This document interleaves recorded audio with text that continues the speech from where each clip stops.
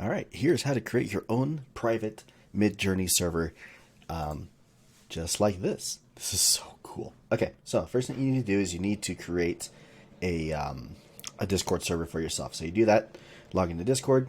Down here on the left, you're going to have a list of all the servers that you're in, and at the very bottom, you're going to see one that says Add a Server. Click that, create my own, and then skip this question, and then you just want to name it. You click Create. So that's step one. Step two is to go over to the MidJourney Discord server, like so. And then you want to scroll through this until you can find one of these that says MidJourney bot. Okay, so that's the actual thing that's doing it. So you want to click on that and click Add to Server. And then where it says to select a server, pick the one that you just created. So Tristan server, click Continue, give it the permissions, confirm that you are in fact human, authorized.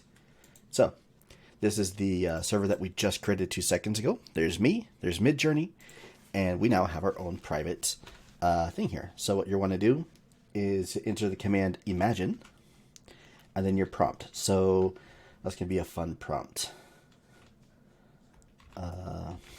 Puppy in Warhammer 40k power armor. All right, then this part takes about 60 seconds to go through, but what's going to happen is it's going to start creating those images, and it's going to post them here in the Discord server for you.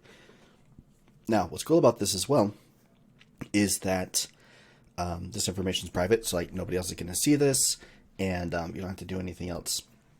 And so you don't have to sit over here and wait in line or look for your pictures and have your images go up and then have like a million other people see them. It's all just right here in your own private account. So give this just one more second here. And there they are. A puppy in power armor. That is so cute. I love this. This is really cool. How do I turn this thing off?